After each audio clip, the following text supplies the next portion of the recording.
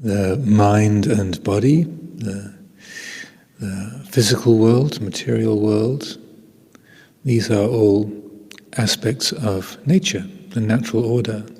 They are Dhamma jati, born of the Dhamma.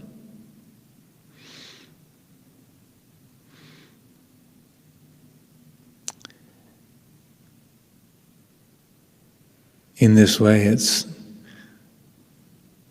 helpful, skillful, to recognize that even though there's the appraisal, the way the mind, the body is held as who and what I am, these are aspects of nature. The mind is not a person. The mind is Dhamma. The body is not a person. The body also, its very fabric is the Dhamma. The Dhamma itself is the fundamental nature, the source of mind and body, the physical and the mental, spiritual.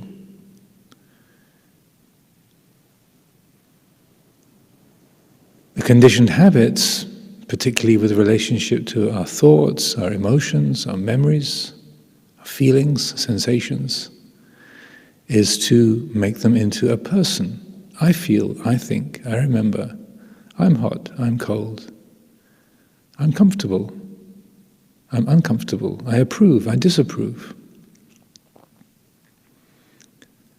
The habits of conditioning run very deeply, very convincing, very familiar. They're automatic for most people most of the time. So to practice the Dhamma is to practice the challenging of those assumptions, to acknowledge that conditioning, to see that, to know that, to feel that, and to challenge it. As the streams of thought create my list of things to do, what I like, what I'm worried about, to develop the practice, to develop the eye of Dhamma, seeing things in terms of Dhamma, practicing Dhamma, then we meet that, acknowledge that. Here is the mind thinking what I must do. Here is the mind thinking, I regret that thing that I said, I did. Here's the mind thinking, I'm looking forward to some event in the future. This is what the mind is thinking. As a human body, a human mind, it can think. Here are these thoughts. They arise, they take shape, they flow along, they dissolve. They don't have to be believed, they don't have to be taken to be a person or belonging to a person. The mind isn't a person, the mind is Dhamma. So particularly at the beginning of a formal retreat time, we have a lot of opportunity to look directly at the mind, the body, and the activity of the living system. This is the ideal opportunity to examine that, to look at those habits of conditioning and to challenge them in this way. So as the mind produces streams of thought and feeling, waves of emotion, liking, disliking, excitement, depression,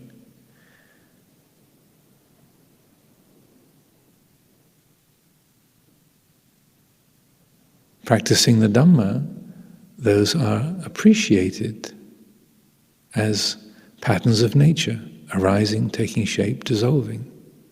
So we can use these reflections to bring to mind, this is not a person, it doesn't belong to a person. It's just a pattern of experience. Just like the wind blowing through the trees, the leaves falling to the ground. A pattern of perception, arising, taking shape, dissolving, passing by. It's not a person, doesn't belong to a person. Just like we don't own the wind or own a leaf, a cloud. It's ridiculous to think in that way. Similarly, these thoughts, these emotions, these feelings and memories, plans, excitements and anxieties, they're not a person, they don't belong to a person. They don't have an owner.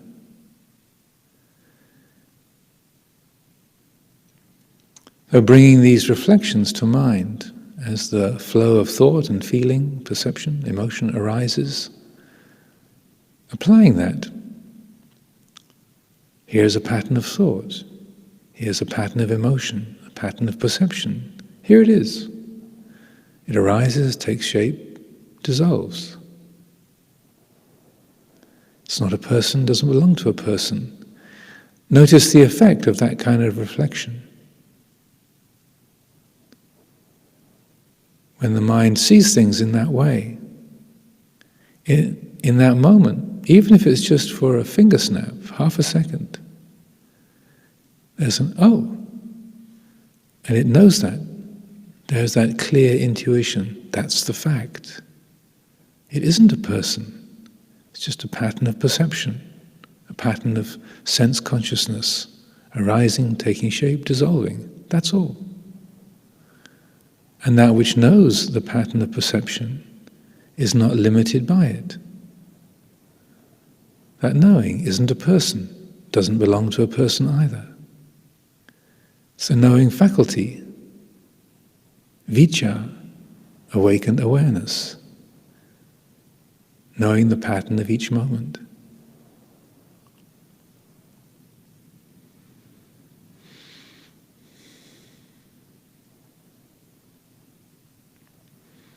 One way of helping to appreciate the flow of thought and to let go of its content, to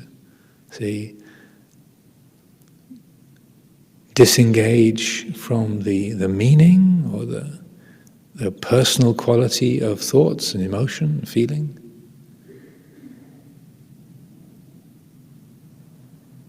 As that's appreciated or recognized, we use the breath, the feelings of the breath, particularly the quality of the out-breath, to help the mind to let go. The out-breath, the exhalation, is a natural way of releasing, relaxing.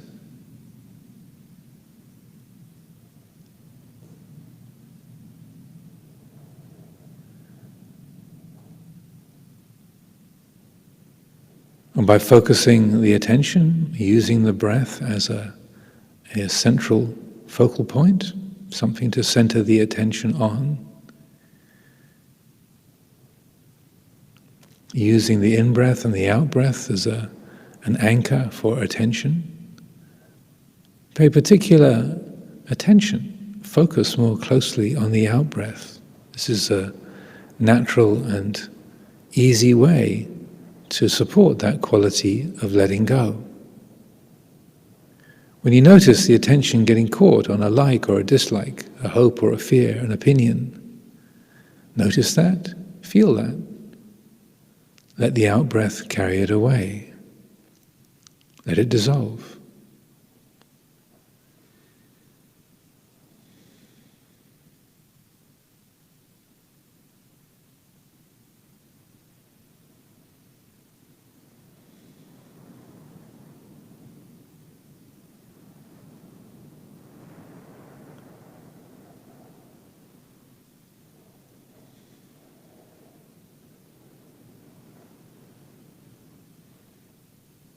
At the beginning of a formal retreat period, I always like to emphasize the quality of attitude, the way in which we set about working with the body, with the mind.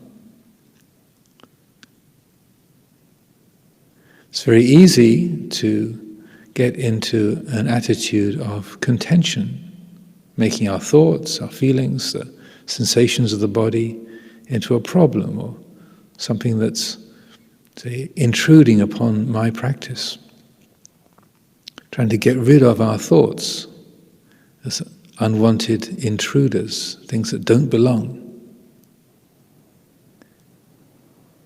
It's easy for the mind to set up a kind of argument with the body, with the mind, physical sensations, thoughts and feelings.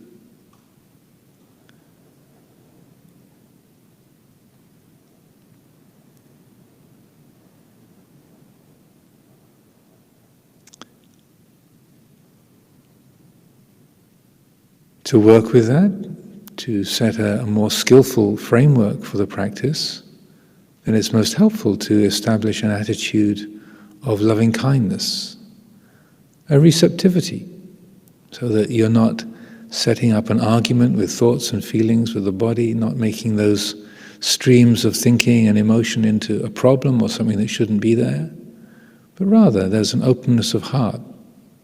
If it arises, you receive it, know it. It's not a problem, it's not an invader, not an intruder. They can be received with an open heart. But the work that we're doing is simply changing the attitude towards them. So just as there might be a physical sensation of an ache or feeling cold, the cold wind on the skin,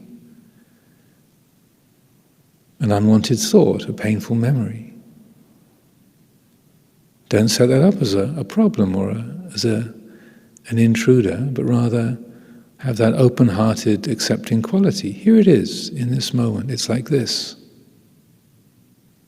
Receiving it, accepting it, but changing the attitude towards it, not seeing it as anything personal, not me or mine. So there's a basic friendliness, an openness of heart, a benevolent relationship to all experience. Then we're working with an attitude of friendliness, kindness, in tune with the way nature is, rather than fighting against it, resenting it, complaining about it.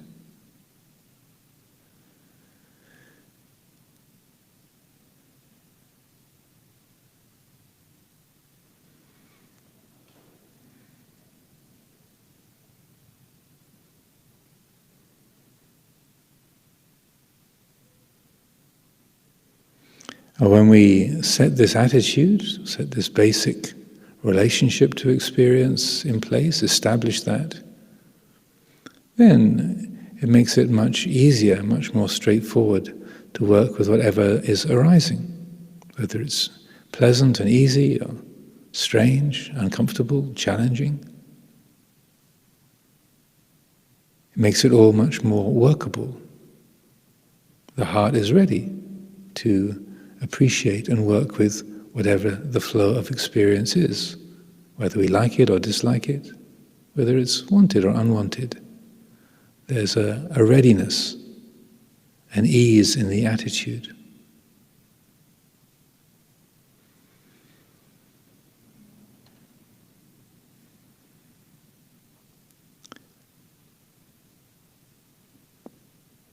In terms of an object of concentration, to use as a focal point, one can use the rhythm of the breath, and as I was saying, particularly the out-breath is a very natural and helpful way of letting go. So often at the beginning of a retreat, the mindfulness of breathing is the most helpful and, tangible reference point. The rhythm of the breath, it's always here, never goes away. But if one prefers to use something else, say like listening to the inner sound, the sound of silence, it's quite all right as well. I feel it's important for people to make their own choices, to find what is beneficial, what is helpful.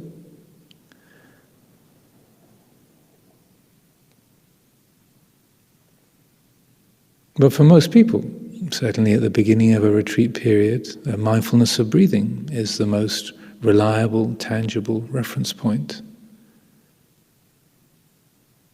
Not just when we're sitting, but also can be while we're doing the walking meditation or carrying about our ordinary everyday activities, just noticing the flow of the breath. Irrespective of what the mind states are, irrespective of the activity of the body, the breath goes on, ever present. So that reminds us that this body, this living system, is part of the natural order. It's not personal. The body breathes on its own. It's not something that I have to do, that's something I am willing. But it reminds us, this body, this life, is part of the natural order. It's not a personal thing. And in particular, the quality of the out-breath.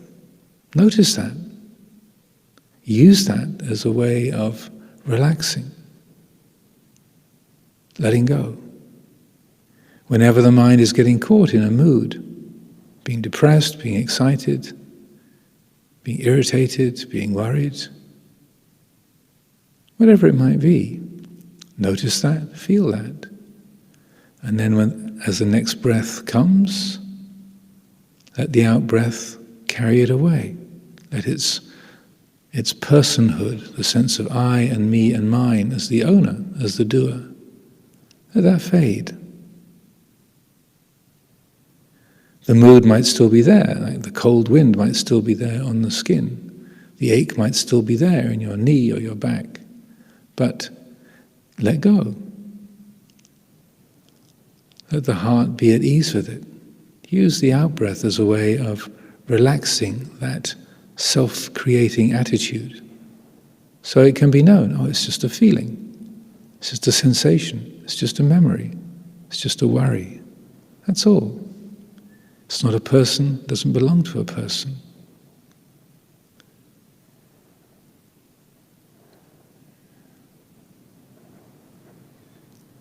And when that letting go has happened, the out-breath flows. Is that relaxing? Even if it's just for a moment, even just to a small degree, notice the difference that it makes. In that instant that the grasping stops, that the relaxation happens, notice how things have changed. Even if it's just to the tiniest degree, that self-creating, ahankara, I-making, mamankara, fades. Even if it's just to a small degree, notice what a difference that makes. When the personhood is seen as transparent, empty, notice how much more spacious, peaceful, easeful the experience of the present is. Notice for yourself, explore it.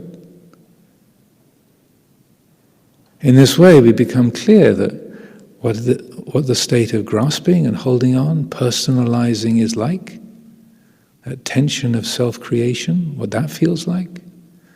And then when there's a relaxation, an easing, a letting go, when the grasping stops, how does that feel? What is that quality? So this is known directly, immediately, and then that's what guides our practice.